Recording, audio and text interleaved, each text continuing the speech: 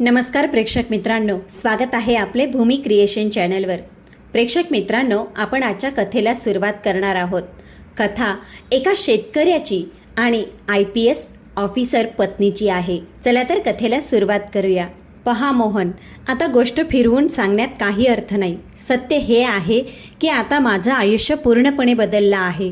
मी आता त्या गावातील आयुष्यात परत जाऊ शकत नाही आणि तू या शहराच्या वेगवान आणि उच्चभ्रू जीवनात कधीच जुळवून घेऊ शकणार नाहीस। अनु, माझ्यासाठी तुझ्या आयुष्यात, तुझ्या मनात इतकी सुद्धा जागा उरलेली नाही का? पहा मोहन, भावनिक होण्याची गरज नाही। मी मान्य करते की मी तुझं देणं लागते, ते फेडायलाही मी तयार आहे। मी घटस्फोटाचे कागद पाठवत आहे। जरा विचार करा, तुम्ही एका काळोख्या रात्री अशा व्यक्तीसाठी काडी काडी गोळा करून घर बांधत आहात, ज्यावर तुम्ही या जगात सर्वाधिक प्रेम करता। तुमची झोप, तुमचं समाधान, तुमचं तारुण्य, अगदी तुमच्या वाट्याची भाकर सुद्धा तुम्ही त्या व्यक्तीच्या ताटात ठेवता। तुम्ही स्वतः पावसात भिजता, पण त्याच्यावर पाण्याचा एक थेंब सुद्धा पडू देत नाही। आणि मग एक दिवस जेव्हा ते घर पूर्ण होतं, जेव्हा त्या घरात प्रकाश येतो, तेव्हा ती व्यक्ती दारात उभी राहून तुम्हाला सांगते, आता तुमच्या मळक्या कपड्यांमुळे या सुंदर घराचं सौंदर्य खराब होत आहे। त्या क्षणी एका माणसाच्या मनावर काय बीतत असेल? ही अशी बाह्य जखम नसते जी कोणाला दिसू शकेल। हे असं दुःख असतं जे आत्म्यालाच फाडून टाकतं। माणूस बाहेरून चालता बोलता दिसतो, पण आतून तो त्या क्षणी मरून जातो। आजची ही कथा काही साधी कथा नाही। ही भावनांचा असा महासागर आहे, ज्यामध्ये प्रत्येक तो माणूस स्वतःला बुडताना अनुभवेल, ज्याने कधी कोणाकडून खरी अपेक्षा ठेवली असेल। ही कथा आहे त्या निशब्द त्यागाची, त्या आंधळ्या अहंकाराची आणि त्या वेदनेची, जी माणसाला तोडत नाही तर त्याला इतकं मजबूत बनवते की ती एक दिवस त्याला नाकारण्यालाही त्याच्यासमोर मान झुकवावी लागते। प्रेक्षक मित्रांनो, जर का तुम्हाला अशा कथा आवडत असतील तर व्हिडिओला लाईक करा आणि कमेंटमध्ये सांगा की तुम्ही या परिस्थितीत असता तर काय केलं असतं। ही गोष्ट आहे 2018 मधील महाराष्ट्रातील एक अतिशय साधं आणि छोटंसं गाव। असं गाव जिथे सकाळ खूप लवकर व्हायची। आकाशात सूर्य उगवण्याआधीच घरामध्ये मातीच्या चुली पेटू लागायच्या। त्या चुलींमधून निघणारा धूर गावातील कच्च्या वाटांवर धुक्यासारखा पसरून जायचा। कोंबड्यांच्या आरवण्याच्या आणि मंदिरातील घंटानादाच्या आवाजात शेतांमध्ये नांगर चालवण्याचे आवाज येऊ लागायचे। याच गावात राहत होता एक साधा सरळ पण अत्यंत मेहनती तरुण। त्याचं नाव मोहन होतं। मोहनचं घर फार मोठं नव्हतं। कच्च्या विटांच्या भिंती, ज्यावर माती आणि शेणाचा लेप लावलेला होता। छतावर कौल होते, जे पावसाळ्यात कधी कधी गळू लागतात। घराच्या अंगणात एक जुनं कडुलिंबाचं झाड होतं आणि त्याखाली एक गाय बांधलेली असायची। मोहनचं जग याच अंगणात आणि त्याच्या 5 बिघा शेतामध्ये सीमित होतं। त्याचे वडीलही शेतकरी होते, ज्यांनी त्याला लहानपणापासूनच मातीवर प्रेम करायला शिकवलं होतं। वडिलांच्या निधनानंतर मोहन आणि त्याची वृद्ध आई त्याच घरात राहत होते। मोहनच्या हातांवर कुदळ आणि फावडा चालवण्यामुळे मोठमोठे खट्टे पडले होते। उन्हात राबून राबून त्याचा रंग सावळा झाला होता। त्याचे कपडे अनेकदा मातीने माखलेले असायचे, पण त्याच्या चेहऱ्यावर एक वेगळीच शांतता असायची। असं समाधान जे शहरातील मोठमोठ्या इमारतींमध्ये राहणाऱ्यांना सुद्धा लाभत नाही। गावातील लोक मोहनचा खूप आदर करायचे। त्याचा स्वभाव इतका चांगला होता की कोणाच्या शेतात पाण्याची समस्या असो किंवा कोणाच्या घरी कोणी आजारी पडो, मोहन न बोलवता मदतीला पोचायचा। चौपाळीत बसलेले गावातील वडीलधारे अनेकदा म्हणायचे की मोहनसारखा मुलगा आजच्या काळात दिवा घेऊन शोधलात तरी सापडणार नाही। तो कधीच कोणाशी मोठ्या आवाजात बोलत नसे। त्याचा विश्वास होता की जो माणूस आपल्या जमिनीशी जोडलेला राहतो तो कधीच एकटा पडत नाही। त्याच जिल्ह्यात त्याच्या गावापासून सुमारे 20 किलोमीटर अंतरावर सूर्यनगर नावाचं एक छोटंसं शहर होतं। सूर्यनगर असं ठिकाण होतं जे पूर्णपणे गावही नव्हतं आणि शहरही नव्हतं। तिथं काही पक्के रस्ते होते, एक छोटासा बाजार होता आणि एक सरकारी शाळा होती। त्याच शाळेत एक शिक्षक शिकवत होते, ज्यांना एकुलती एक मुलगी होती, जिचं नाव अनु होतं। अनु लहानपणापासूनच अभ्यासात हुशार। तिच्या स्वप्नांची व्याप्ती त्या छोट्या शहरापेक्षा खूप मोठी होती। ती लहान असताना एके दिवशी तिने आपल्या शहरात एका महिला पोलीस अधिकाऱ्याला पाहिलं होतं। त्या अधिकाऱ्याची ती खाकी वर्दी, त्याच्या चालण्यातला रुबाब, त्याच्या मागे चालणाऱ्या पोलिसांच्या गाड्या, हे सगळं पाहून अणूच्या डोळ्यात एक स्वप्न घर करून बसलं होतं. तिलाही IPS अधिकारी व्हायचं होतं. तिच्या खोलीच्या कच्च्या भिंतींवर पोलिसांच्या वर्दीतील छायाचित्र चिटकवलेली असायची. ती रात्रभर जागून अभ्यास करायची. ते शिक्षकसुद्धा आपल्या मुलीचं स्वप्न पूर्ण करण्यासाठी आपल्या कुवतीपेक्षा जास्त मेहनत करत होते. पण नशिबाच्या रेषा नेहमी माणसाच्या इच्छेनुसार चालत नाहीत. अणू अजून कॉलेजमध्येच होती. तेवढ्यात अचानक तिच्या वडिलांची तब्येत खूप बिघडू लागली. त्यांना हृदयविकाराचा झटका आला आणि त्यांना अनेक दिवस रुग्णालयात राहावं लागलं. घरची साठवलेली पुंजी औषधोपचार आणि उपचारांमध्ये संपत चालली होती. घरची आर्थिक परिस्थिती खूप बिघडली. अशा वेळी समाज आणि नातेवाईकांनी दबाव आणायला सुरुवात केली. सगळ्यांनी त्यांना सांगितलं की आता तुमची तब्येत ठीक राहत नाही. उद्या काही झालं तर या तरुण मुलीचं काय होईल? हिचं लग्न लावून टाका, म्हणजे तुम्ही तुमच्या जबाबदारीतून मुक्त व्हाल. अणूचे वडील आतून पूर्णपणे खचले होते. त्यांना आपल्या मुलीची स्वप्न मारायची नव्हती, पण परिस्थितीपुढे ते हतबल झाले होते. त्यांनी जड मनाने अणूसाठी स्थळ शोधायला सुरुवात केली आणि मग एके दिवशी एका नातेवाईकांच्या माध्यमातून अणूचं लग्न त्या छोट्याशा गावात मोहनसोबत ठरलं. जेव्हा अणूला कळलं की तिचं लग्न एका गावातील शेतकऱ्याशी होत आहे, तेव्हा ती आपल्या खोलीत बंद होऊन खूप रडली. तिला वाटलं की तिचं आयुष्य आता त्या गावाच्या मातीत, शेणात आणि चुलीच्या धुरातच घुसमटून जाईल. तिचं हे IPS होण्याचं स्वप्नच राहील. ती खाकी वर्दी घालण्याची इच्छा, सगळं काही एका क्षणात तुटताना तिला दिसू लागलं. ती आपल्या वडिलांना काही सांगूही शकत नव्हती, कारण त्यांची तब्येत खूप खराब होती.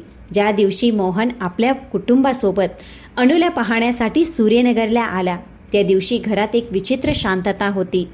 मोहनने अतिशय साधा पांढऱ्या रंगाचा सुती कुर्ता आणि पायजमा घातला होता.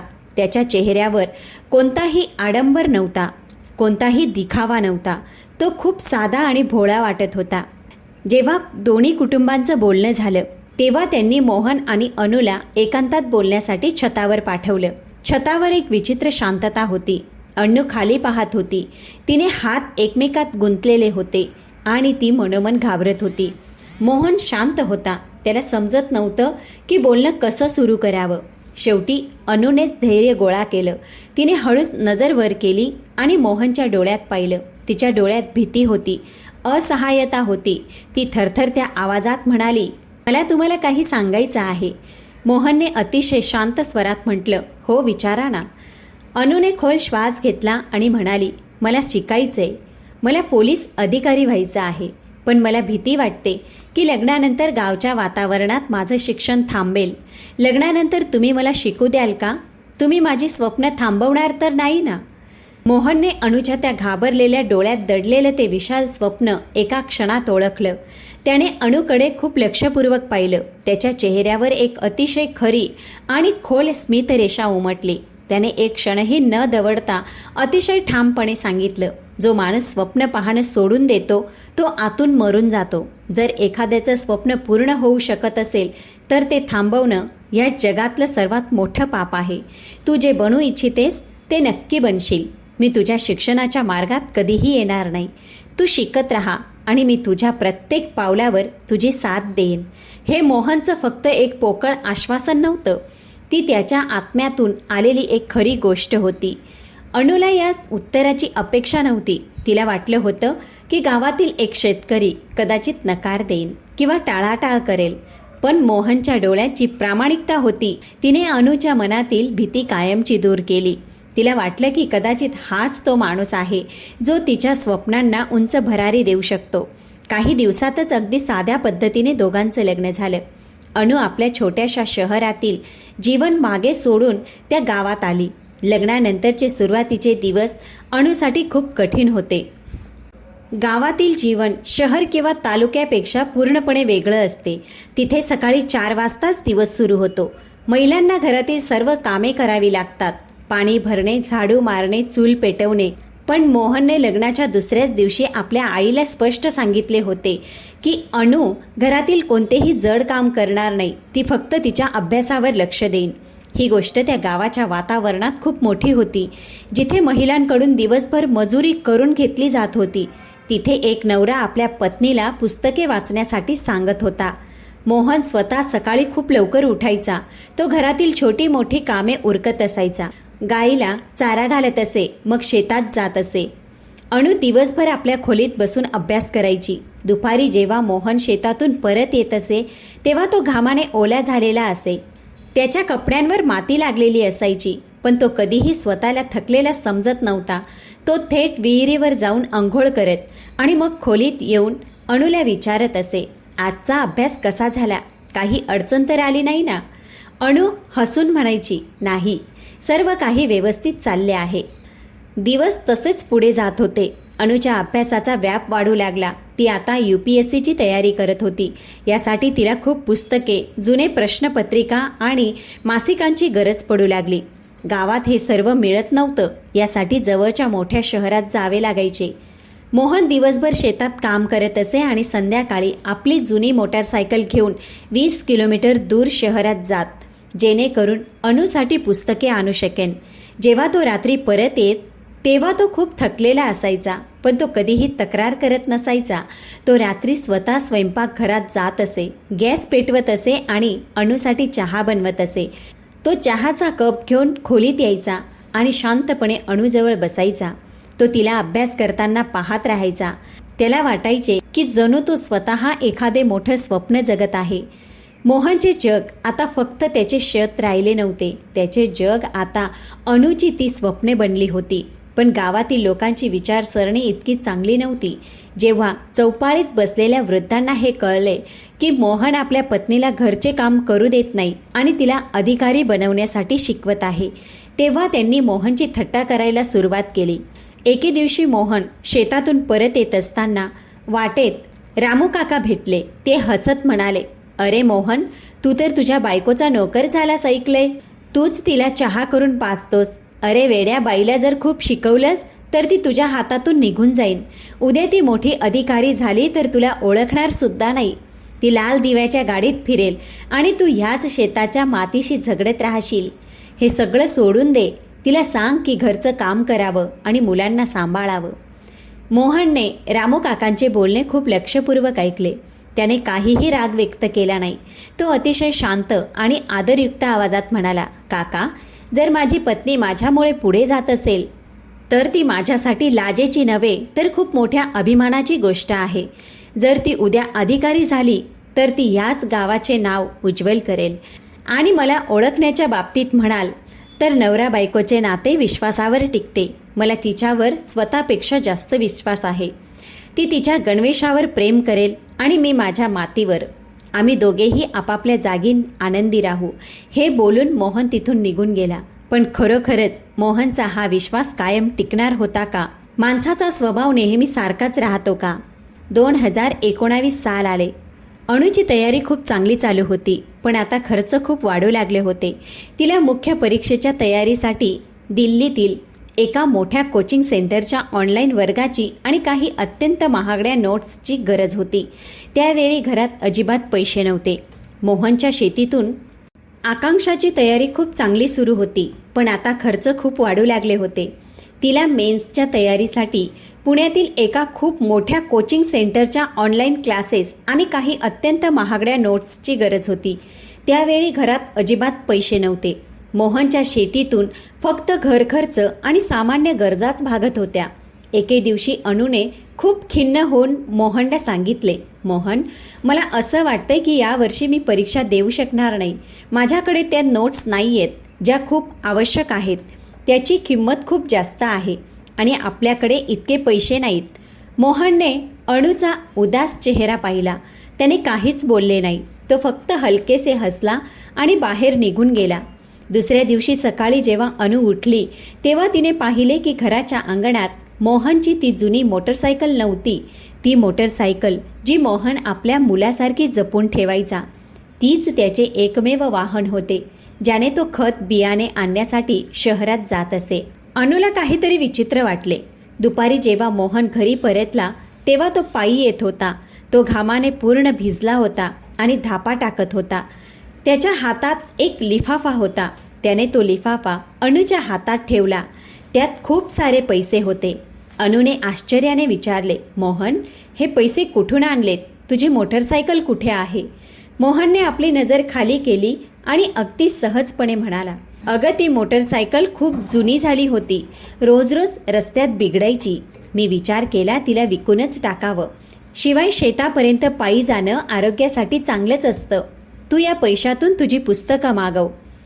अनु तिथेच स्तब्ध उभी राहिली. तिला माहीत होतं की ती मोटरसायकल बिघडलेली नव्हती. मोहनने ती तिच्या स्वप्नासाठी विकली होती.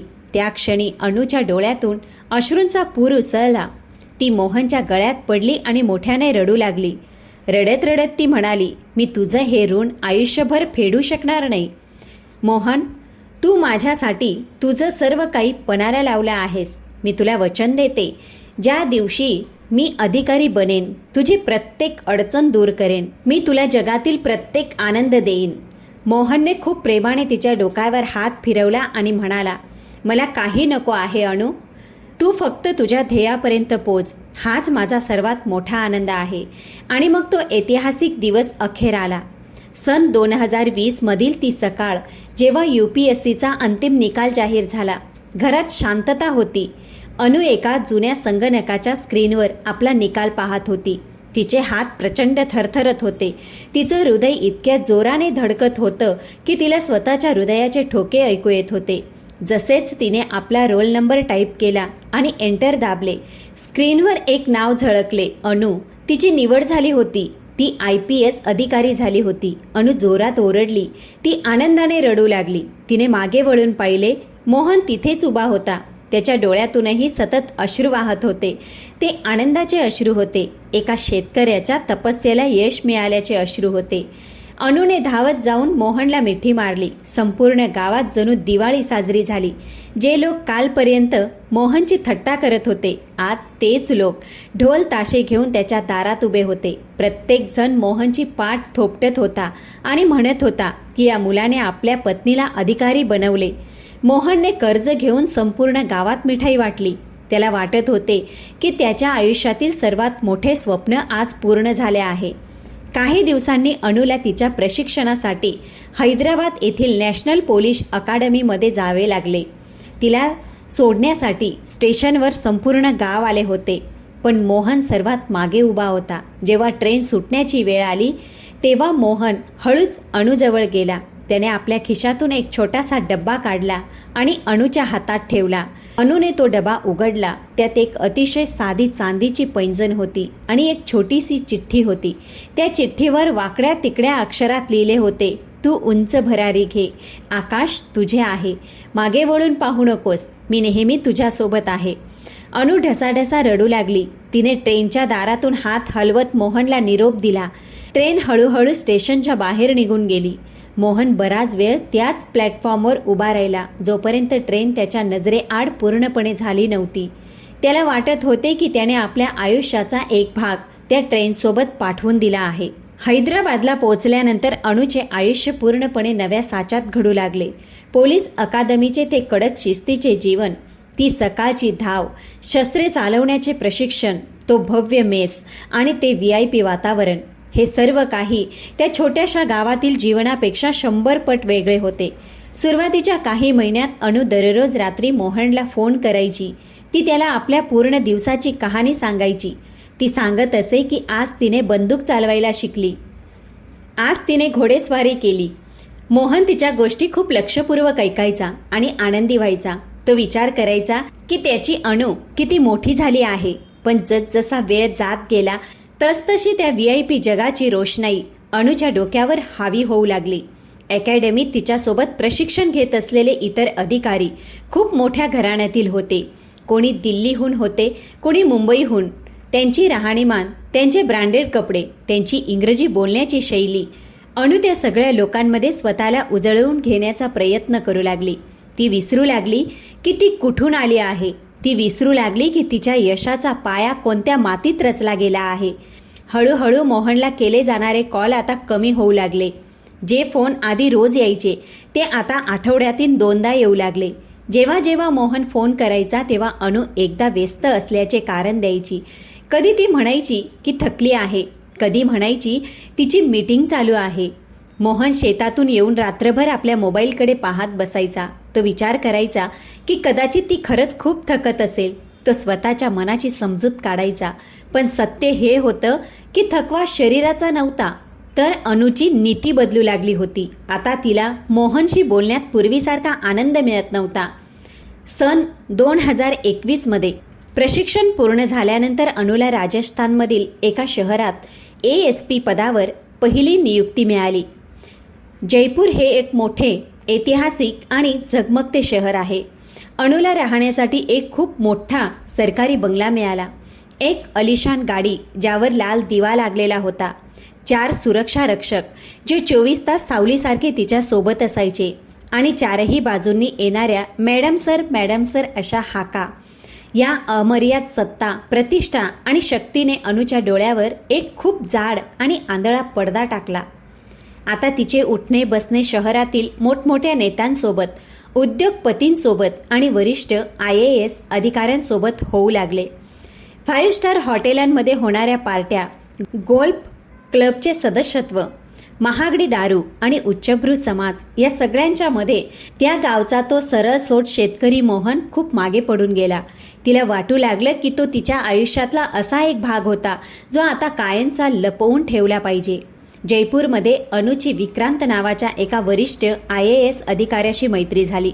विक्रांत खूप हुशार, चपळ आणि श्रीमंत घराण्यातला मुलगा होता. तो अनेकदा अनुची स्तुती करायचा. एके दिवशी एक खूप मोठी सरकारी पार्टी सुरू होती. हातात वाईनचा ग्लास घेऊन विक्रांत अनुजवळ आला.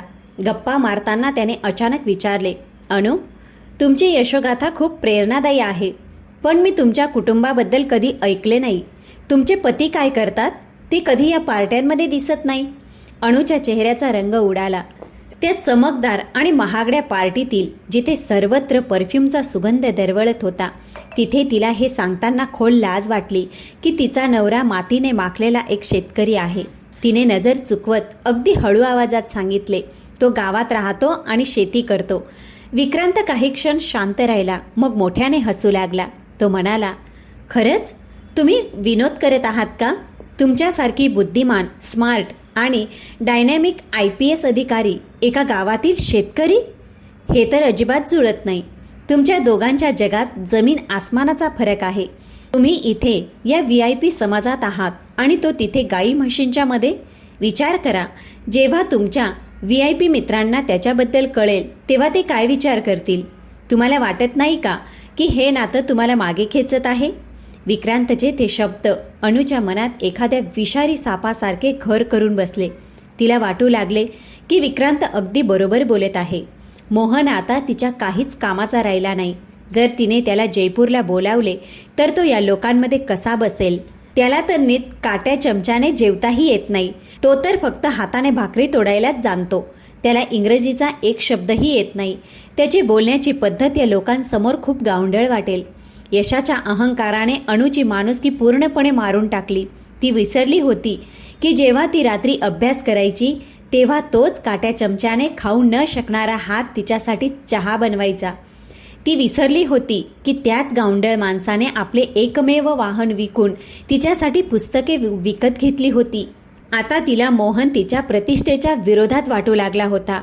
इकडे त्या गावात मोहन खूप आनंदी होता की त्याची पत्नी इतकी मोठी अधिकारी झाली आहे. त्याने अनेकदा जयपूरला जाण्याचा विचार केला, पण पैशांची कमतरता आणि शेतीच्या कामामुळे तो पुढे ढकलत राहिला. एके दिवशी त्याने आपले पीक विकले आणि काही पैसे जमवले. त्याने जयपूरला जाण्याचे तिकीट काढले. त्याने खूप आनंदाने अनुला फोन केला. अनु, कशी आहेस तू? खूप दिवस झाले, तुझा आवाजच ऐकला नाही. मी पीक विकले आहे. विचार करतोय 2 दिवसांसाठी जयपूरला येऊ. तुझा तो मोठा बंगला देखील पाहीन आणि तुलाही भेटीन. फोनच्या दुसऱ्या बाजूला एक लांब, खूप जड शांतता पसरली. मोहनला वाटले कदाचित नेटवर्कची काही अडचण आहे. तो म्हणाला, हॅलो अनु, आवाज येतोय का? काही सेकंदांनी अनुचा आवाज आला. तो आवाज इतका थंड, इतका कठोर आणि इतका उदासीनतेने भरलेला होता की मोहनच्या अंगावर शहारा आला. अनु म्हणाली, मोहन, मला वाटत नाही की तुझे इथे येणे योग्य ठरेल. मोहन थोडा आश्चर्यचकित झाला. त्याने विचारले, का? काय झाले? तू एखाद्या महत्त्वाच्या कामात अडकली आहेस का? अनुने एक दीर्घ श्वास घेतला आणि अगदी सपाट आवाजात म्हणाली, पहा मोहन, आता गोष्ट फिरवून बोलण्यात काही फायदा नाही. सत्य हे आहे की आता माझं आयुष्य पूर्णपणे बदललं आहे. माझं वर्तुळ, माझी ओळख, माझ्यासोबत उठबस करणारे लोक, सगळंच खूप वेगळं आहे. मी आता त्या गावातील आयुष्यात परत जाऊ शकत नाही. आणि तू या शहरातील वेगवान आणि हाय क्लास जीवनशैलीत कधीच बसू शकणार नाहीस. आपली विचारसरणी, आपली राहणीमान, आपला दर्जा आता अजिबात जुळत नाही. मला वाटतं की हे नातं आता एक ओझं बनलं आहे. आपण वेगळं व्हायला हवं. हे ऐकतात मोहनच्या पायाखालची जमीनच सरकली. त्याच्या हातातून फोन सुटून खाली पडू लागला. त्याचं हृदय इतक्या जोरात धडधडलं की त्याला वेदना जाणवू लागल्या. तो माणूस दगडासारखा मजबूत होता. तो त्या क्षणी काचेप्रमाणे तुटून विखरून गेला. त्याने दाटलेल्या गळ्याने थरथरत्या आवाजात फक्त इतकंच विचारलं, अनु, का तुझ्या आयुष्यात, तुझ्या हृदयात माझ्यासाठी इतकी सुद्धा जागा उरलेली नाही? माझं ते सगळं प्रेम, ती सगळी मेहनत तुझ्या या प्रतिष्ठेपुढे काहीच नाही का? अनुने अत्यंत निर्दयीपणे उत्तर दिलं, बघ मोहन, भावनिक होण्याची गरज नाही. मी मान्य करते की तू माझ्यासाठी खूप काही केलं आहेस आणि तुझ्या त्या उपकारांचे एक एक पैसे मी परत द्यायला तयार आहे. सांग, तुला किती पैसे हवे आहेत? मी आत्ताच तुझ्या खात्यात ट्रान्स्फर करते. पण मी तुझ्यासोबत आयुष्य घालवू शकत नाही. मी तुला घटस्फोटाचे कागद पाठवत आहे. प्लीज, हे कठीण आहे असं म्हणू नकोस आणि शांतपणे सही करून टाक. आणि फोन कट झाला. मोहन तिथेच उभा राहिला. प्रेमाची किंमत पैशांनी फेडता येते का? आयुष्यभराची साथ एखाद्याच्या प्रतिष्ठेमुळे इतकी कमकुवत होऊ शकते का? त्या रात्री त्या गावातील त्या छोट्याशा कच्च्या घरात एका माणसाचा आत्मा पूर्णपणे तुटून गेला. मोहन जमिनीवर बसला आणि हुंदके देत रडू लागला. तो त्या वेदनेने रडत होता जी कोणत्याही चाकूच्या वाराने नाही तर आपल्या माणसाने दिलेल्या विश्वासघाताची होती. त्याने त्या मुलीला आकाशावर बसवलं आणि तिने त्याला जमिनीवर किड्यासारखं तुडवलं. काही दिवसांनी टपालवाला घरी एक सरकारी लिफाफा घेऊन आला. मोहनने तो उघडला. त्यात जयपूरच्या फॅमिली कोर्टाची नोटीस होती. घटस्फोटाचा अर्ज होता. अनुने स्पष्ट शब्दात लिहिलं होतं की मानसिक आणि सामाजिक स्तर वेगळे असल्यामुळे ती हे लग्न संपवू इच्छित आहे. ही गोष्ट संपूर्ण गावात पसरताच लोकांना मोहनची दया येऊ लागली. काही लोक म्हणाले, पाहिलंस ना मोहन, आम्ही आधीच तुला सांगितलं होतं. बाई गरजेपेक्षा जास्त शिकली आणि अधिकारी झाली की तिला तिच्या नवऱ्यात फक्त उणिवाच दिसू लागतात. तू तिला डोक्यावर बसवलंस आणि तिने तुला लाथ मारली. मोहनने कुणालाही काही उत्तर दिलं नाही. तो शांतपणे जयपूरकडे निघून गेला. त्याला फक्त एक शेवटची वेळ अनुच्या डोळ्यात पाहून हे विचारायचं होतं की शेवटी त्याची चूक काय होती. तो जनरल डब्यात धक्के खात जयपूरला पोहोचला. जेव्हा तो अनुच्या त्या अलिशान बंगल्याबाहेर पोहोचला तेव्हा गेटवर उभ्या सुरक्षा रक्षकांनी त्याला अडवले. त्याचे मळकट कपडे आणि साधा चेहरा पाहून त्यांनी त्याला हाकलून लावण्याचा प्रयत्न केला. मोहन शांत आवाजात म्हणाला, जाऊन मॅडमना सांगा की मोहन आला आहे. गार्डने आत फोन केला. काही वेळानंतर त्याला आत जाण्याची परवानगी मिळाली. मोहन त्या खूप मोठ्या आणि भव्य ड्रॉइंग रूममध्ये जाऊन उभा राहिला. तिथली प्रत्येक गोष्ट अत्यंत महागडी आणि मौल्यवान होती. त्या घरात त्याला स्वतःसाठी कुठलीच जागा दिसत नव्हती. काही मिनिटानंतर अनु तिथे आली. तिने पोलिसांची वर्दी घातली होती. तिच्या चेहऱ्यावर एक विचित्र अहंकार होता. ती मानवकडे अशा नजरेने पाहत उभी राहिली जणू एखाद्या गुन्हेगाराकडे पाहत आहे. ती अत्यंत उद्धटपणे म्हणाली, तू इथे का आला आहेस मोहन? मी सांगितलं होतं ना की कागदांवर सही करून पाठव. मोहनने तिच्याकडे पाहिलं. त्यांच्या डोळ्यात आता ते जुनं प्रेम नव्हतं. तिथे फक्त अशी वेदना होती जी कुणालाही राग करून टाकेल.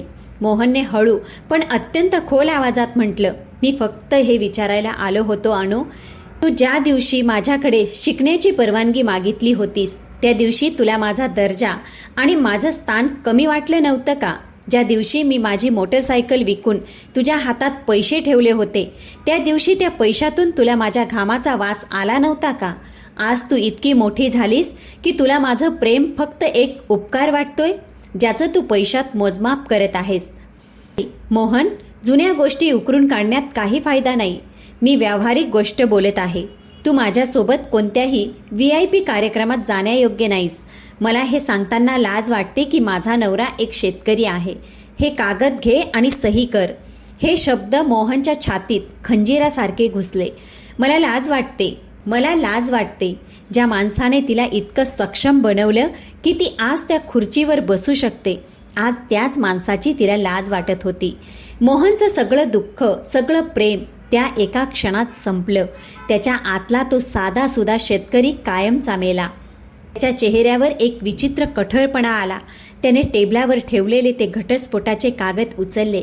एक क्षणही न विचार करता, हात न थरथरता त्याने त्यावर आपली स्वाक्षरी केली. सही केल्यानंतर त्याने ते कागद अणूकडे सरकवले आणि अत्यंत शांत पण अशा आवाजात म्हटलं जो अणूला संपूर्ण आयुष्यभर लक्षात राहणारा होता. मोहन म्हणाला, अणू, आज तू मला सोडलेला नाहीस. तू त्या शिडीला लाथ मारली आहेस ज्यावर चढून तू या स्थानापर्यंत पोहोचली आहेस. तू माझ्या पात्रतेबद्दल बोलतेस ना? ठीक आहे, आज तू मला माझ्या या शेतकरी असण्यामुळे नाकारत आहेस, पण लक्षात ठेव, हा अहंकार माणसाला खूप लवकर आंधळ करतो. एक दिवस मी याच मातीतून असं स्थान निर्माण करीन की तुला तुझ्या या प्रतिष्ठेची आणि तुझ्या या वर्दीची लाज वाटू लागेल. मी तुला मुक्त करतो, पण जेव्हा वेळ स्वतःचा हिशोब घेईन तेव्हा तुझ्याकडे अश्रू ढाळण्यासाठी कुणाचाच खांदा उरणार नाही. मोहन तिथून वळाला आणि एकदाही मागे न पाहता त्या बंगल्यातून बाहेर निघून गेला.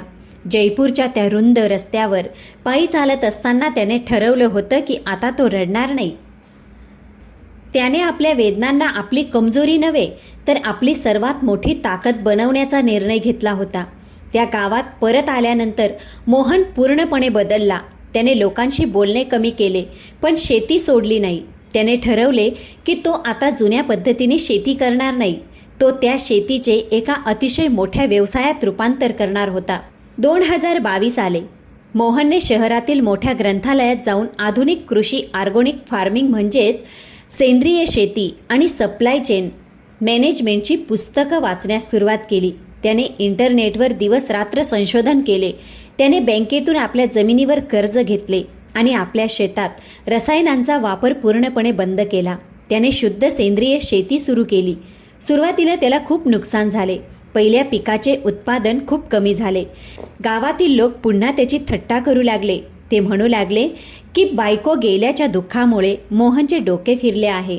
पण मोहनच्या आत एक आग पेटली होती. तो हार मानणाऱ्यांपैकी नव्हता. त्याने पुन्हा प्रयत्न केला. त्याने कृषी विज्ञान केंद्राच्या अधिकाऱ्यांशी चर्चा केली. नवीन पद्धती अवलंबल्या.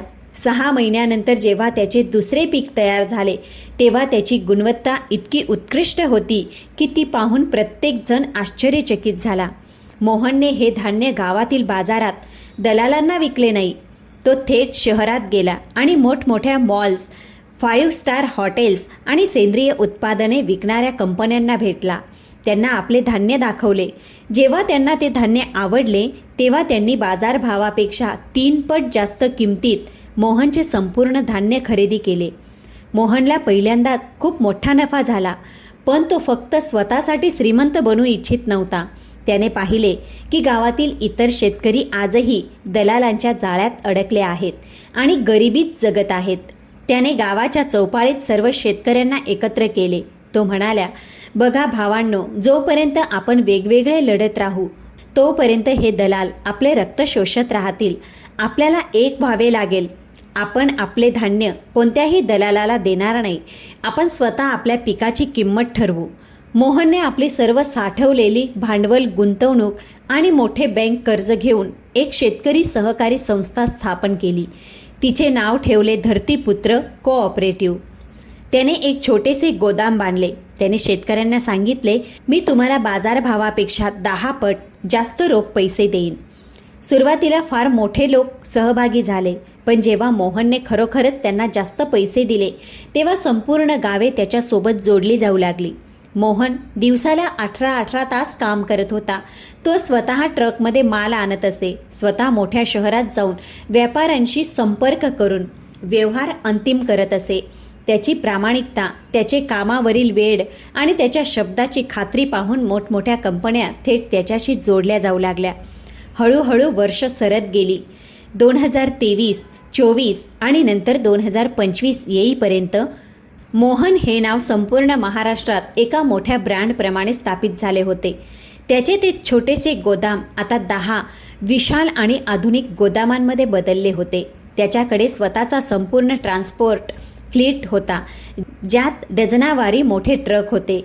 फक्त त्या छोट्याशा गावात नव्हे तर आसपासच्या 3 जिल्ह्यातील सुमारे 10,000 शेतकरी मोहनच्या संस्थेशी जोडले गेले. मोहनच्या कंपनीचा वार्षिक टर्नओव्हर अनेक शेकडो कोटींपर्यंत पोहोचला. तो आता फक्त गावातील एक साधा शेतकरी राहिला नव्हता. तो संपूर्ण राज्यातील सर्वात मोठा धान्य व्यापारी, कृषी उद्योजक आणि शेतकऱ्यांचा सर्वात मोठा नेता बनला होता. सरकारी मंत्री, मोठमोठे अधिकारी आणि नेते त्याच्या एका इशाऱ्यावर काम करण्यास तयार असत. पण इतकी अफाट संपत्ती आणि सत्ता मिळाल्यानंतरही मोहन बदलला नव्हता. तो आजही तोच पांढरा कुर्ता घालत असे. तो आजही सकाळी उठून आपल्या शेताच्या मातीला हात लावत असे. त्याने आपल्या संपत्तीमधून गावात एक अतिशय मोठे आणि आधुनिक रुग्णालय बांधले, जिथे गरीब शेतकऱ्यांवर मोफत उपचार होत असतील.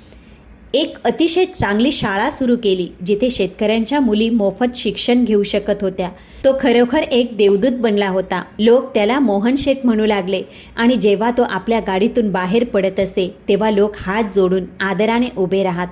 आणि दुसऱ्या बाजूला काय घडत होते? अणू आपल्या करिअरमध्ये खूप यशस्वी होत होती. तिला अनेक बढत्या मिळाल्या. ती एक वेगवान आणि कडक अधिकारी म्हणून ओळखली जात होती. पण तिचे वैयक्तिक आयुष्य वाळवंटासारखे ओसाड झाले. ज्या विक्रांतसाठी तिने मोहनला सोडले, तो विक्रांत लग्नानंतर खूपच स्वार्थी आणि मतलबी निघाला. त्याला फक्त अणूची सत्ता आणि तिच्या पैशांशीच घेणे देणे होते. तो अणूचा वापर आपल्या चुकीच्या कामांना लपवण्यासाठी करू लागला. जेव्हा अणूने याचा विरोध केला तेव्हा गोष्ट इतकी वाढली की तो दोघांचा अतिशय वाईट पद्धतीने घटस्फोट झाला. आता अणू पूर्णपणे एकटी होती. तिच्याकडे एक खूप मोठा बंगला होता, गाड्या होत्या, नोकर होते, पोलिसांचा पहारा होता. पण जेव्हा ती रात्री कामावरून परतत असे तेव्हा त्या शांततेत तिला आपलेसे कोणीच दिसत नव्हते. तिला अनेकदा आठवत असे की मोहन तिच्या थकून आल्यावर स्वतः चहा बनवून आणत असे. तो तिच्या डोक्याची मालिश करत असे. पण तिचा अहंकार तिला हे मान्य करू देत नव्हता की तिने आपल्या आयुष्यातील सर्वात मोठी चूक केली आहे. ती स्वतःला कामात इतके बुडवून घेत असे की तिला विचार करण्यासाठी वेळच मिळत नव्हता. आणि मग आले वर्ष 2026. काळाचा तो टप्पा जिथे नशिबाने एक अतिशय विचित्र आणि आश्चर्यकारक डाव टाकला. राज्य सरकारने पोलीस विभागात मोठा फेरबदल केला. अनेक अधिकाऱ्यांच्या बदल्या करण्यात आल्या. अणूची बढती झाली आणि तिला महाराष्ट्रातील एका अत्यंत महत्त्वाच्या जिल्ह्यातील SP म्हणून नियुक्तीत करण्यात आले.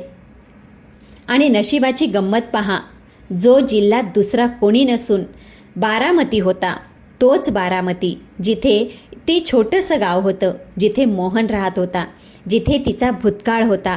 जेव्हा अणूला ही बातमी मिळाली तेव्हा तिच्या मनात एक विचित्र भीती निर्माण झाली. तिला बारामतीला जायचे नव्हते.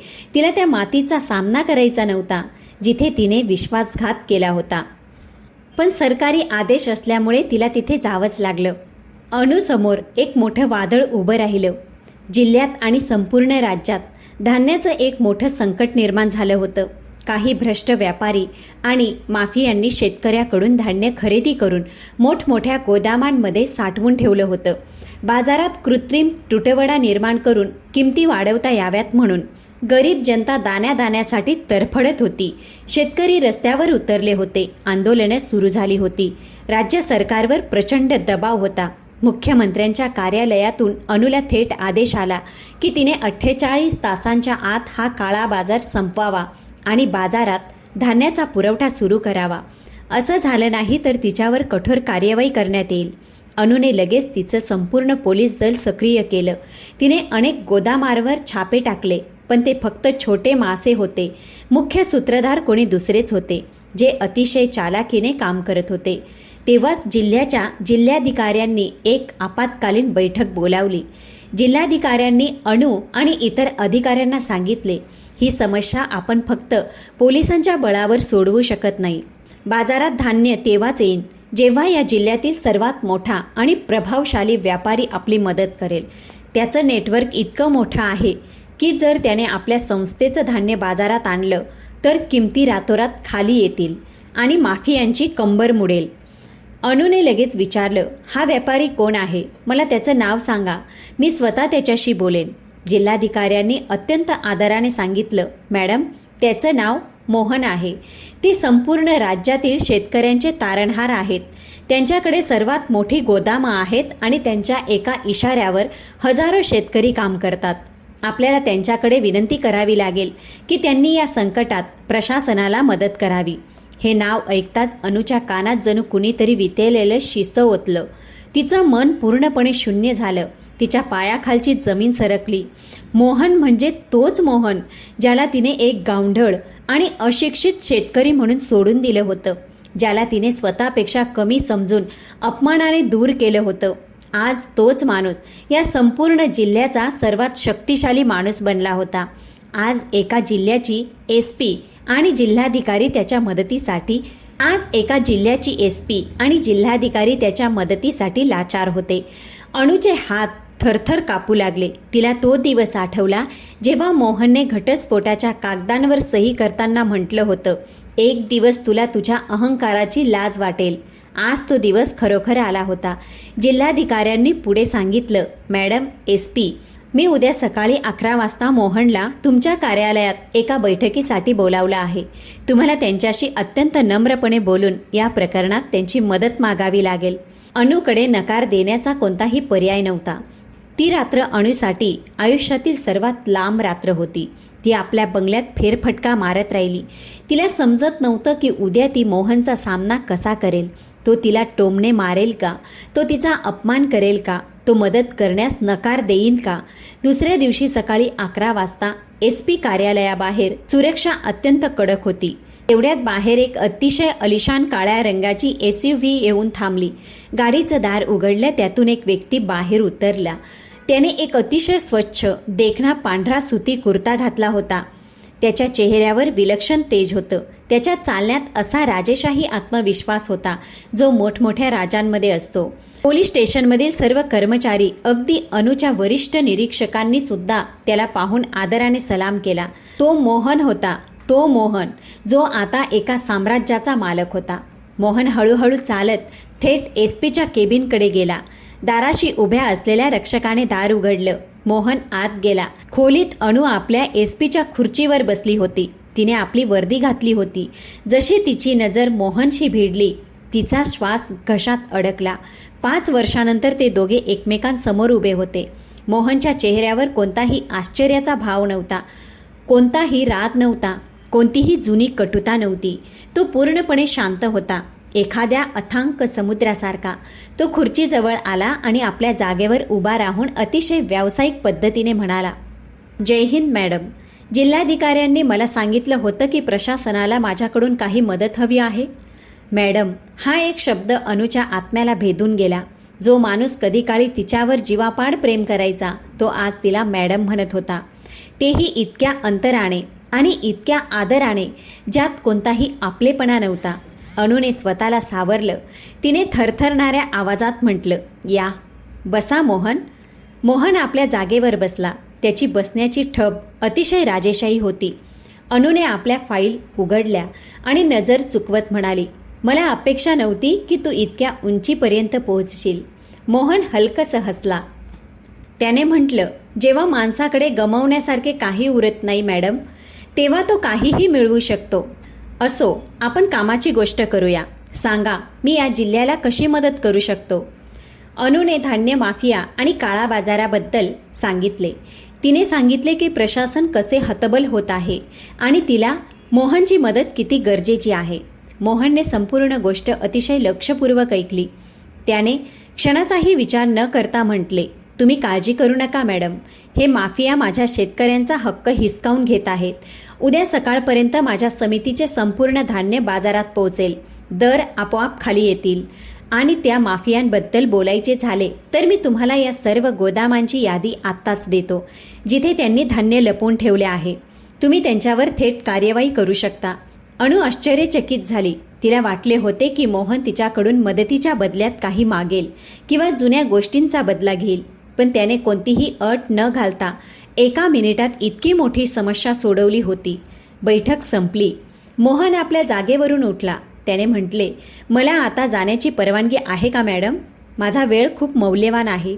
माझे हजारो शेतकरी माझी वाट पाहत आहेत. तो दरवाजाकडे वळला, पण अनुला आता आणखी सहन झाले नाही. तिचा सगळा अहंकार, त्या खाकी गणवेशाचा सारा रुबाब, एसपी पदाच्या खुर्चीची नशा काही अश्रूमध्ये वाहून तुटून गेली. ती आपल्या जागेवरून उठली आणि जवळजवळ धावतच दरवाजाकडे गेली. मोहन, प्लीज थांब. अनुच्या आवाजात अशी एक तळमळ होती जी फक्त हरलेल्या माणसाचीच असू शकते. मोहनची पावले थांबली. तो हळूच वळला. अनु रडत होती. ती हुंदके देत होती. तिने हात जोडले. ती एका जिल्ह्याची एसपी होती, पण आज ती एका शेतकऱ्यासमोर भीक मागत होती. मला माफ कर मोहन, मला माफ कर. मी आंधळी झाले होते. मला या खुर्चीचा, या सत्तेचा इतका अहंकार झाला होता की मी विसरले की मी या खुर्चीपर्यंत तुझ्या घामामुळे पोहोचले आहे. मला वाटत होते की मी तुझ्यापेक्षा खूप मोठी झाले आहे, पण आज मला समजत आहे की मी किती नीच होते आणि तू किती महान आहेस. मी तुला खूप वेदना दिल्या आहेत ना मोहन.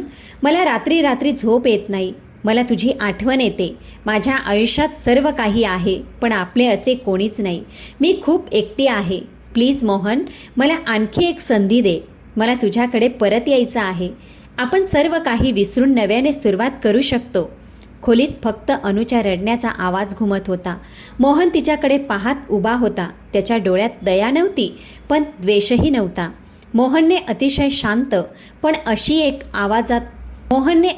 शांत आवाजात म्हटले, जी थेट हृदयाला भेदून जाते. अनु, जेव्हा काचेचे भांडे तुटते तेव्हा त्याचे तुकडे कदाचित पुन्हा जोडता येत नाही, पण जेव्हा एखाद्या माणसाचा विश्वास आणि त्याचे प्रेम तुटते तेव्हा ते जगातील कोणतीही शक्ती. मोहनने अतिशय शांत पण अशा आवाजात म्हटले, जे थेट हृदयाला भेदून जातो.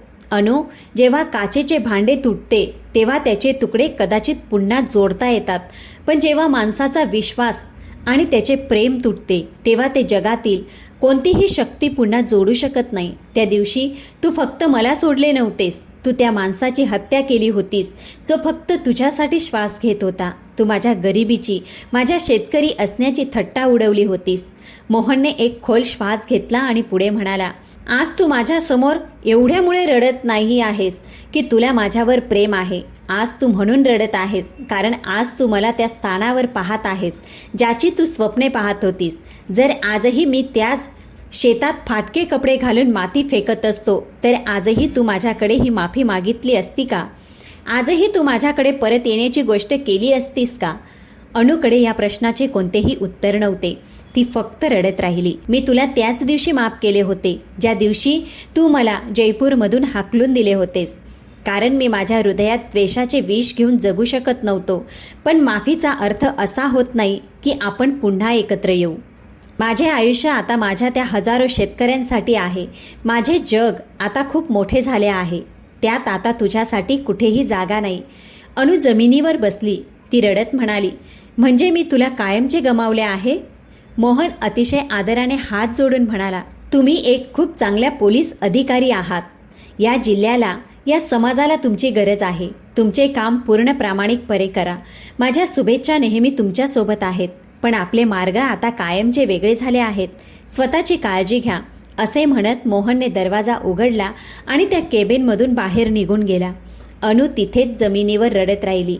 तिला तिच्या आयुष्यातील सर्वात मोठ्या चुकीची जाणीव होती. तिने आपल्या अहंकारात त्या माणसाला गमावले होते जो तिला जगातील प्रत्येक आनंद देत होता. आज तिच्याकडे सत्ता होती, पैसा होता, शहरातील सर्वात मोठी खुर्ची होती, पण ती आतून पूर्णपणे रिकामी होती. दुसऱ्या दिवशी मोहनने आपले वचन पूर्ण केले. बाजारात धान्य आले आणि संकट संपले. अनुने ते माफियांना पकडून तुरुंगात टाकले. संपूर्ण राज्यात अनुचे खूप कौतुक झाले, पण त्या कौतुकातून आता तिला कोणताही आनंद मिळत नव्हता. जीवनातील सर्वात मोठे सत्य हेच आहे मित्रांनो. आपण अनेकदा यशाच्या आंधळ्या शर्यतीत त्या लोकांना मागे सोडून देतो जे आपल्या त्या यशाची मजबूत शिडी असतात. आपल्याला वाटते की आपला नवा रुबाब आपल्या जुन्या नात्यांपेक्षा खूप मोठा झाला आहे, पण अहंकार माणसाला काही क्षणाची खोटी आनंद देऊ शकतो, पण तो आयुष्यभराची शांतता हिरावून घेतो. मोहनने हे सिद्ध केले की माणसाची खरी ओळख त्याच्या महागड्या कपड्यांमुळे किंवा त्याच्या पदामुळे होत नाही, तर त्याच्या मेहनतीमुळे होते, त्याच्या प्रामाणिकपणामुळे होते आणि त्याच्या जिद्दीमुळे होते. त्याने दुःखाला आपली कमजोरी बनू दिले नाही, तर त्याला आपली सर्वात मोठी ताकद बनवले. आणि अणूने शिकले की अहंकार हा असा एक आजार आहे ज्याची जाणीव माणसाला तेव्हा होते जेव्हा तो आपले सर्व काही गमावून बसलेला असतो. तुम्हालाही तुमच्या आयुष्यात कधी असे वाटले आहे का? प्रेक्षक मित्रांनो, आजच्या कहाणीबद्दल तुमचे मत काय आहे कॉमेंटमध्ये मांडायला विसरू नका. जे मोहनने केले ते योग्य होते का, की अणूला अजून वेगळी काही शिक्षा मिळायला हवी होती? प्लीज कॉमेंट करून नक्की सांगा. चला तर भेटूया पुढच्या कथेसोबत.